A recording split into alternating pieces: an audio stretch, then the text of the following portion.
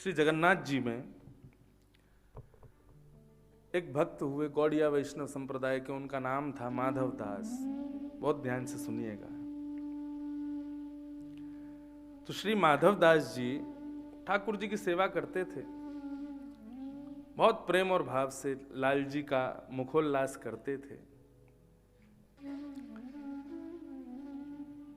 तो माधव दास जी खूब प्रेम से सेवा करते थे, अकेले रहते थे, कोई उनके पास रहता नहीं था। नित्य सुबह चले जाना, श्री जगन्नाथ जी का सुंदर सेवा आदि करना, सेवा से निवृत्त होकर के घर आ जाना, फिर नाम जप करना और नाम जप के बाद शयन करके पुनः ठाकुर जी की सेवा में व्यवस्थित हो जाना।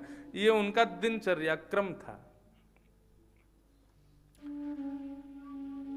एक बार माधव दास जी को एक पेट का एक रोग हो गया, जिसके कारण उनको बार बार शौचालय जाना पड़ता था, शौच के लिए जाना पड़ता था। और वैष्णव लोग शौच आदि में यदि प्रवेश करते हैं तो ठाकुर जी की सेवा में आने से पूर्व कटी स्नान करते हैं, पूर्ण स्नान करते हैं, तभी सेवा में आते हैं।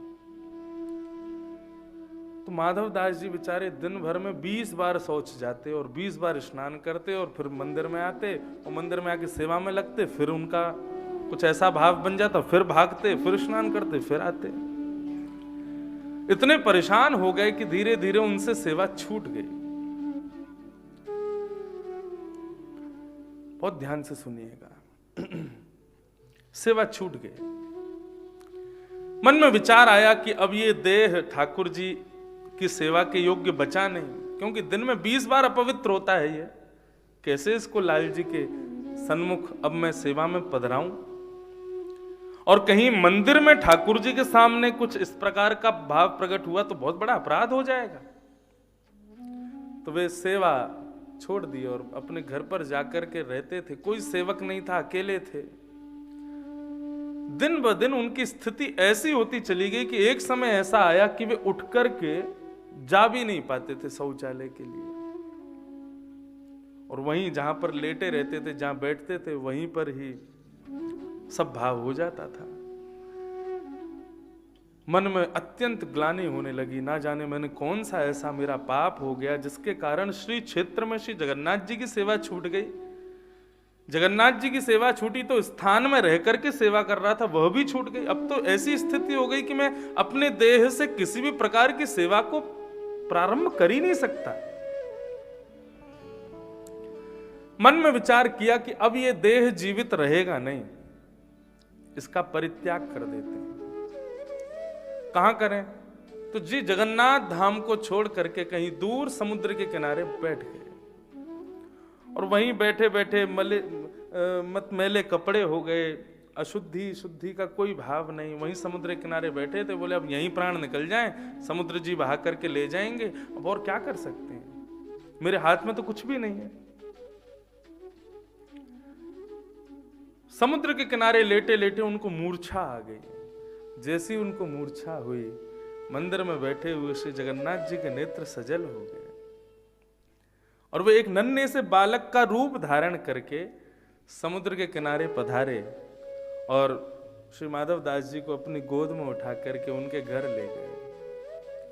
और घर ले जाकर के उनके घर का मार्जन करना, उनके वस्त्रों का मार्जन करना, उनकी सेवा करना, औषधि वैद्यों के पास से ला करके उनको देना, खिलाना, करना, इस प्रकार की सेवा सब जगन्नाथ जी करने लगे एक बालक के रूप में।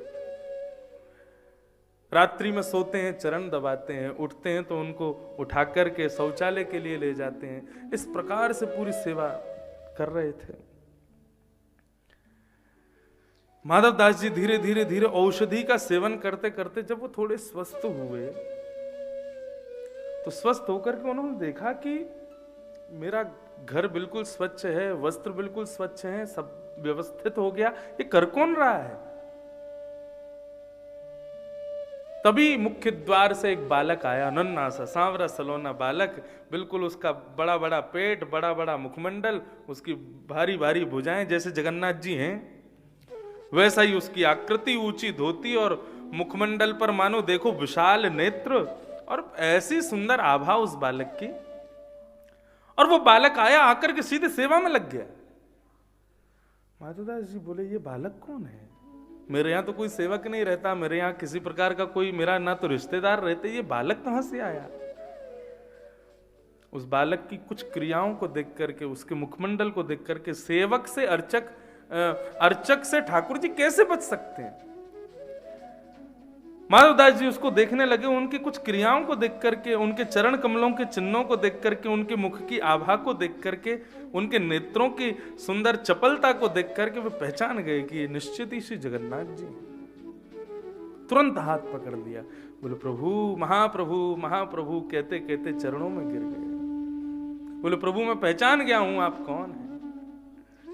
तुरंत श्री जगन्नाथ जी रूप में प्रकट हो गए और जगन्नाथ जी कहने लगे माधवदास तुम चिंता मत करो, तुम्हारा कोई अर्चक नहीं, कोई सेवक नहीं, तुम्हारी व्यवस्था नहीं थी कोई, इसलिए मैं ही तुम्हारी सेवा में लगा था और हर प्रकार से तुमको व्यवस्थित करने का, तुम चिंता मत करो, कुछ दिन की बात और है, पर कुछ दिन बाद तुम्हारा जो है बढ़िया शरीर हो जाएगा, फिर से तुम सेवा में आ जाना। माधवदास जी रुदन करने लगे, नेत्रों से अश्रुधार बहने लगे। बोले प्रभु आप ये सब क्रियाएं क्यों कर रहे हैं? मेरे वस्त्रों को धोना, मेरे घर का मार्जन करना, मेरा मार्जन करना, ये आपके लिए कर्म नहीं। आप इतने इस स्तर तक क्यों मेरी सेवा में लगे हैं? क्यों मेरे को इतना प्रेम कर रहे हैं? उसके पीछे भाव क्या है? आप इसका परित्याग क्यों नहीं कर देते? और यदि मैं अस्वस्थ हूं, मेरे अंदर कोई दोष आया है, मुझे कोई असुविधा हो रही है, तो फिर मेरी मृत्यु क्यों नहीं होने देते? आप निर्णय क्यों नहीं लेते कि क्या करना है? आपके द्वारा इस प्रकार की क्रिया मैं क्या कोई भी भक्त स्वीकार नहीं करेगा? जगन्नाथ जी ने उत्तर दिया, बोले देखो माधवदास तुम्हारे पूर्व जन्म के किसी प्रारब्ध के कारण तुम्हारे जीवन में संकट आया है और वो तुमको भोगना ही पड़ेगा। उसको मैं चाह करके भी दूर नहीं कर सकता, क्योंकि तुम्हारे शरीर पर आए इस संकट को मैंने दूर कर दिया। ऐसा नहीं मैं दूर नहीं कर सकता, यदि मैंने दूर कर दिया तो बचे हुए दिन के जो संकट हैं उनको भोगने के लिए तुमको पुनः जन्म लेना पड़ेगा। इस जन्म में तुम्हारी मुक्ति संभव नहीं हो पाएगी, क्योंकि प्रारब्ध तो भोगना ही पड़ेगा। यदि तुमने ये अभी नहीं भोगा तो इसके लिए तुमको फिर दोबारा जन्म लेना पड़ेगा, फिर से माँ के गर्भ में आओगे, फिर से जन्म लोगे, फिर से भोगोगे, उसके बाद ना जाने कितने वर्ष का समय लगेगा, तब जाकर के तुम्हारी मुक्ति होगी। इसलिए मैं अपने भक्तों को कष्ट संकट एक ही जन्म में दे देता हूँ, बहुत मात्रा में दे देता हूँ, एक साथ दे देता हूँ, ताकि उनका इसी जन्म में भोग करके वो अपने इस जन्म से मुक्त हो जाए, प्रारब्ध से मुक्त हो जाए। बहुत सावधानी, बहुत ध्यान से सुने, बड़ी मधुर कथा है। और इस कथा से ना एक भाव आपको पता चलेगा श्री जगन्नाथ जी का। भाव अनेक है, लेकिन यह भी एक भाव है। ठाकुर जी बोले मैं कष्ट दूर नहीं कर सकता, क्योंकि नहीं तो उसके लिए तुमको फिर पुनः जन्म लेना पड़ेगा बचे हुए प्रारब्ध के लिए। माधवदास जी बोले तो फिर अब क्या किया जाए? मुझे आपसे सेवा करवानी स्वीकार नहीं है और आप मेरे प्रारब्धों को दूर करोगे नहीं, तो फिर क्या किया जाए? मेरी मृत्यु होने नहीं दोगे, क्योंकि मृत्यु होगी तो फिर जन्म लेना पड़ेगा, बचे हुए प्रारब्ध कौन भोगेगा? जगन्नाथ जी बोले एक ही रास्ता है। क्या? बोले कि मुझसे सेवा करवा। माधवदास जी बोले मैं वो होने नहीं दूंगा, उससे बढ़िया तो मैं पुनः जन्म ले लूं। भगवान बोले वो मैं नहीं होने दूंगा कि तुम्हारा पुनः जन्म हो। इसी को ही अंतिम बना करके यहीं पर इसको नष्ट करते हैं। अब तुम विराजो, मुझे सेवा करने दो। माधवदास जी रुदन करने लगे, क्या करूं, सेवा करवाऊं या मृत्यु को प्राप्त हो जाऊं? दोनों में ही विडंबना है। माधवदास जी को अत्यंत दुखी देख करके श्री जगन्नाथ जी बोले तो फिर एक तीसरा रास्ता और है, एक तीसरा रास्ता है यदि तुम चाहो तो। माधवदास जी बोले बताओ। बोले तुम्हारा 15 दिन का कष्ट रह गया है। बोले अच्छा, तो सेवा तुम करवाओगे नहीं? तो एक काम करता हूं, तुम्हारे 15 दिन के कष्ट को मैं ले लेता हूं और अब जितना भी तुमको ज्वर बुखार आदि और जो भी तुमको पीड़ा है वो सब मुझे होगी, और 15 दिन तक मंदिर बंद रहेगा, ना भात बनेगी, ना दाल बनेगी, ना चूल्हा जलेगा, केवल औषधियों का भोग लगेगा, और 15 दिन तक ये पीड़ा मैं सहन करूं। यही एकमात्र रास्ता है।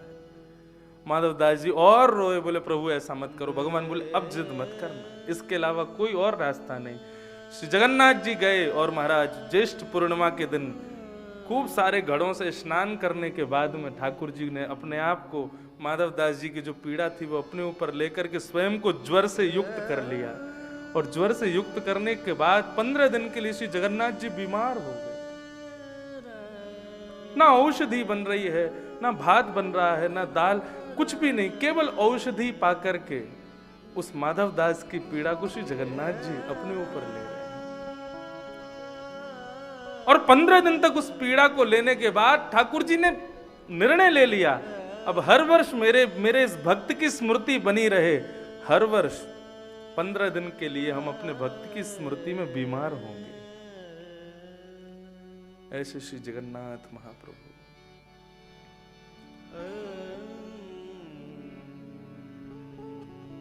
नमे भक्त्या प्रणश्यति, मेरे भक्त का किसी भी प्रकार से पतन ना हो जाए, इसका बहुत विशेष ध्यान रखते हैं ठाकुर जी। हमारे साथ जो कुछ भी हो रहा है, जो भी क्रिया हो रही है, जो भी कुछ हो रहा है, उस सब में ठाकुर जी ने हमारा सद्भाव सोच के रखा है, उसको भोग लो। यदि कोई वैष्णव भक्त क्रिया भी करता है कि मेरे ऊपर आई विपत्ति से मैं बचूं, इसको ना भोगूं, तो कहीं ठाकुर जी उसको अपने ऊपर ना ले लें, इसका विशेष ध्यान रखो। नवे भक्त्या प्रणश्यति, ऐसे सत्य स्वरूप हैं श्री जगन्नाथ, ऐसे चैतन्य हैं जगन्नाथ। जगन्नाथ केवल दारू ब्रह्म नहीं है, केवल उनके प्रति ये भावना रखना कि ये एक दारू ब्रह्म है, ये एक लकड़ी के ठाकुर जी हैं, ऐसा भाव कभी मत रखना।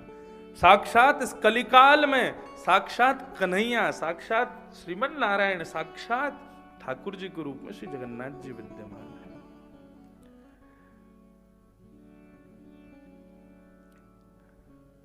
सत्य स्वरूप हैं ठाकुर जी, चैतन्य हैं, चैतन्य हैं ठाकुर जी। इसी ज्येष्ठ पूर्णिमा के दिन ठाकुर जी स्नान करने के बाद में गणपति भेष धारण करते हैं। गणेश जी जैसी लंबी सूंड, गणेश जी जैसी लंबे लंबे कान, ये भी एक भक्त की प्रसन्नता के लिए, क्योंकि वे चैतन्य हैं। ऐसे चैतन्य स्वरूप और आनंद घन, जिनका दर्शन आनंद, जिनके क्षेत्र का स्थान का निवास आनंद, और जिनके दाल भात आनंद, ऐसे संपूर्ण आनंद ठाकुर जी, संपूर्ण आनंद स्वरूप श्री जगन्नाथ को हम प्रणाम करते हैं, जिनके 3 रूप हैं, सत्य, चैतन्य और आनंद। जगन्नाथ जी का दर्शन आनंद देता है, और दर्शन के बाद पुरी में भी खूब आनंद आता है। महाराज समुद्र में घुस जाओ, उठा उठा के बाहर फेंकता है। जगन्नाथ जी के समुद्र में जिसके हाथ पांव नहीं छिले हों, उसने समुद्र स्नान किया ही नहीं। ऐसे श्री जगन्नाथ जी के मंगल में महोदधि जी, उनका भाव कभी कभी ऐसा लगता है कि जब भी कोई समुद्र में प्रवेश करता है तो समुद्र की विपरीत दिशा में श्री जगन्नाथ जी हैं। जो भी समुद्र में प्रवेश करता है, समुद्र को एक प्रकार से संसार सागर कहा गया, मतलब संसार मायावी है, माया को सागर कहा गया। जो भी समुद्र में प्रवेश करता है मतलब माया में प्रवेश करता है, समुद्र रूपी वो माया उठा करके उसको फेंकती है बाहर। बोले यहां मत आ, तू जा जगन्नाथ जी की शरण में ही रहे, अंदर आने की कोशिश मत कर। और महोदधि कभी किसी को भी रखता भी नहीं है, आप कुछ भी छोड़ दो, थोड़े समय के बाद बाहर आ ही जाएगा। ऐसे श्री महोदधि जी, तो जिनका दर्शन आनंद, जिनके स्थान का निवास आनंद, और जिनके यहाँ पे भोजन प्रसाद आनंद, जगन्नाथ को भात जगत पसारे हाथ, ऐसा सुंदर भात वहां पर ठाकुर जी का मिलता है, उसको पाकर के किसको आनंद नहीं आता। तो ऐसे संपूर्ण प्रकार से आनंद स्वरूप श्री जगन्नाथ जी को हम बारंबार प्रणाम करते हैं। विश्वोत्पत्त्यादि हेतवे, विश्व की उत्पत्ति, पालन और लय के जो कारक हैं, महाराज कोरोना की फर्स्ट लहर जब आई थी, पूरे विश्व के एक भी ठाकुर जी ऐसे नहीं थे जिनका दर्शन सुलभ हो पाया हो। केवल जगन्नाथ जी थे, रथ पर बैठ करके पूरे विश्व को दर्शन दिया। रथ यात्रा उनकी नहीं रुकी, सब ने अपने घरों में बैठ करके चित्र के माध्यम से, चलचित्र के माध्यम से श्री जगन्नाथ जी का दर्शन किया। हर प्रकार की सब चीज रुक गई, लेकिन जगन्नाथ जी की रथ यात्रा नहीं रुकी, वो निश्चित हुई अपने क्रियानुसार। तापत्रय विनाशाय, 3 प्रकार के तापों का नाश करने वाले श्री जगन्नाथ जी हर प्रकार के तापों का समन्वय करते हैं, हर प्रकार के तापों का नाश करते हैं। जिनके शिखर पर ही नील चक्र विराजमान है, नील चक्र के माध्यम से जितनी भी आपदा विपत्ति इस पृथ्वी पर आनी है, सबको श्री जगन्नाथ जी ग्रहण कर लेते हैं। किसी भी प्रकार की आपदा को हमारे पूज्य स्वामी जी महाराज विराज रहे हैं। एक बड़ी सुंदर भाव बताऊं, महाराज जी की सन्निधि में वसंत पंचमी के समय पर मैं जगन्नाथ जी में था, लाल जी के उत्सव में। महाराज जी ने एक बड़ी सुंदर भाव बताए। पूज्य बड़े महाराज जी अनंत श्री विभूषित श्री गणध्वजाचार्य जी गुरु जी महाराज, पूज्य पिताजी महाराज के सदगुरुदेव, हमारे दादा गुरुदेव, उन्होंने एक बड़ा सुंदर भाव एक भक्त के पूछने पर बताया कि जगन्नाथ जी के कानों का दर्शन क्यों नहीं होता। जगन्नाथ जी के सर्वांगीण अंग का दर्शन होता है, लेकिन जगन्नाथ जी के कर्ण का दर्शन क्यों नहीं है। तो महाराज जी ने बहुत सुंदर भाव बताया। पूज्य बड़े गुरु जी कहते थे, बोले जब भी कोई भक्त पुकारे, क्योंकि भक्त पुकार ठाकुर जी कानों से नहीं सुनते, कानों से सुननी होगी तो वहीं पर स्थापित कोई भक्त होगा, उसी की सुन पाएंगे। लेकिन भक्त का और भगवान का हृदय एक है। भक्त के मन में कोई अभिलाषा प्रकट होती है, ठाकुर जी के हृदय में अपने आप वो भाव आ जाता है, बोलने की जरूरत नहीं है। जब भी कोई भक्त आर्त भाव से ठाकुर जी का स्मरण करता है, ठाकुर जी का हृदय तुरंत कहता है कि अब चलो इसके पास। तो श्री जगन्नाथ जी उसकी रक्षार्थ दौड़ते हैं। तो जगन्नाथ जी उसकी रक्षार्थ जब दौड़ते हैं तो कहीं बलभद्र जी, सुभद्रा जी, लक्ष्मी जी आदि आदि परिकर के लोग कहीं किसी भी प्रकार से रुकावट ना बन जाएं, कहीं ये ना कह दें अरे वहां मत जाइए, वो भक्त आपके लायक नहीं है, वो स्थान आपके लायक नहीं है, अरे ऐसी स्थिति में आपको नहीं जाना चाहिए।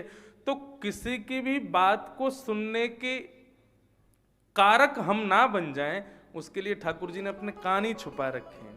लक्ष्मी जी यदि बोलती भी रहती है, ठाकुर जी चले जाते हैं, सेवा करके आते हैं, लक्ष्मी जी गुस्से में खड़ी रहती हैं, कहाँ गए थे? तब ठाकुर जी अपने कान खोलते, हाँ क्या कह रही थी आप?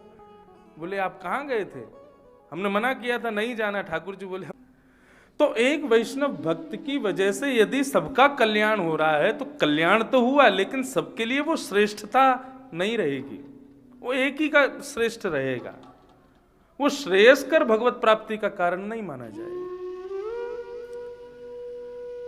तो इसलिए श्रेष्ठ से श्रेष्ठ, पवित्र से पवित्र यहां पर इसलिए कहा गया ताकि सब उस श्रेष्ठता को प्राप्त कर सकें जिस श्रेष्ठता को श्री परीक्षित जी ने प्राप्त किया, जिस श्रेष्ठता को सूरदास जी ने प्राप्त किया, जिस श्रेष्ठता को श्री जगन्नाथपुरी में सालवेग नाम के एक भक्त ने प्राप्त किया।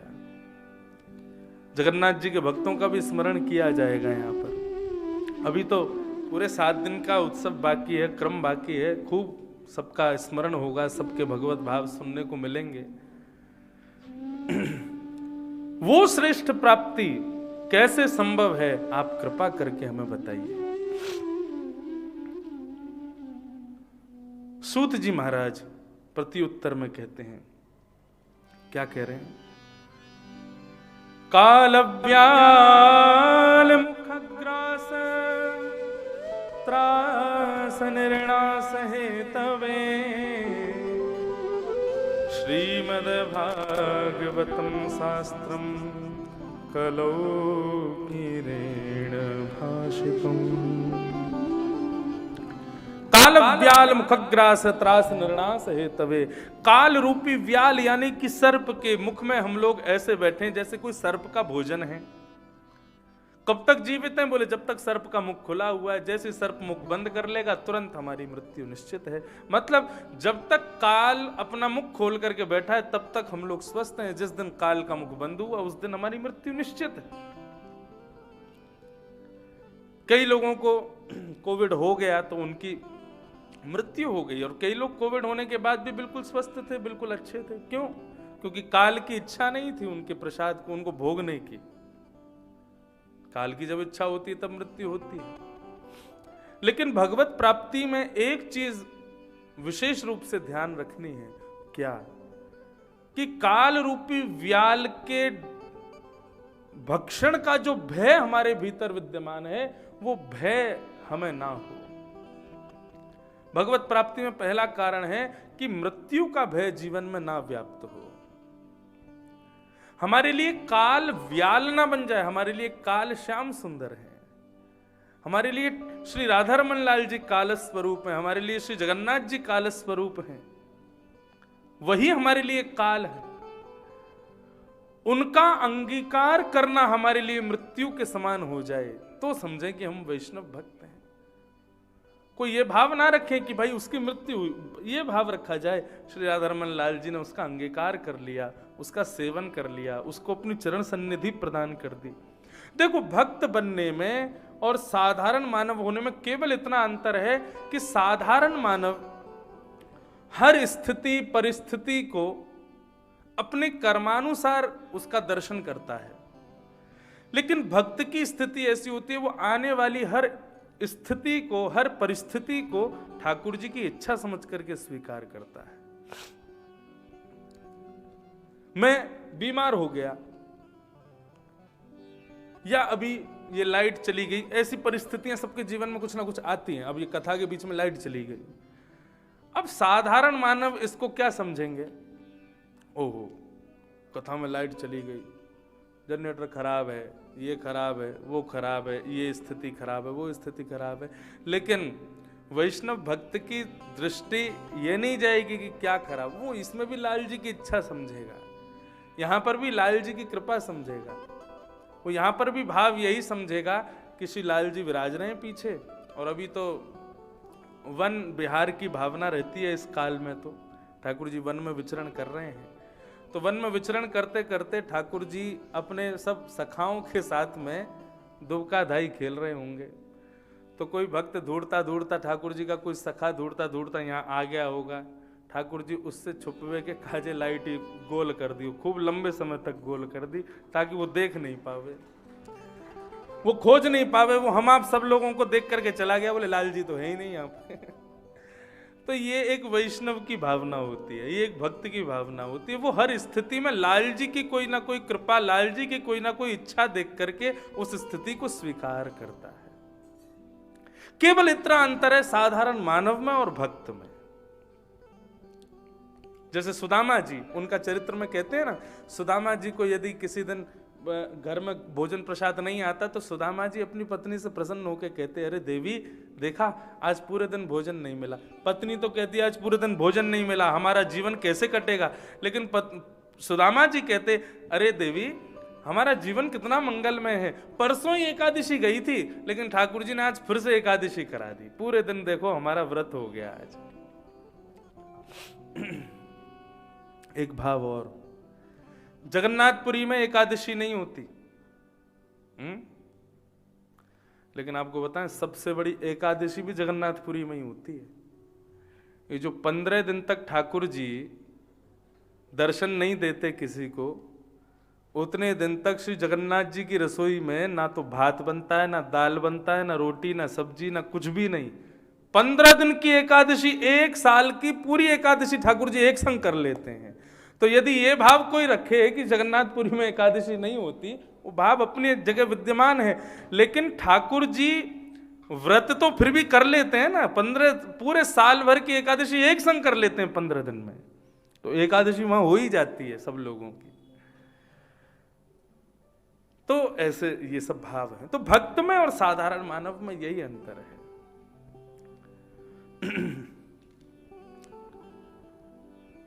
श्रीमद्भागवतम शास्त्रम कलौकीरेण भाषितम्। श्रीमद् भागवत रूपी शास्त्र हम सबके जीवन के ये जो काल रूपी व्याल का जो भय हमारे भीतर विद्यमान है उसको दूर करता है। मृत्यु का भय दूर होता है भागवत की शरण ग्रहण करने से।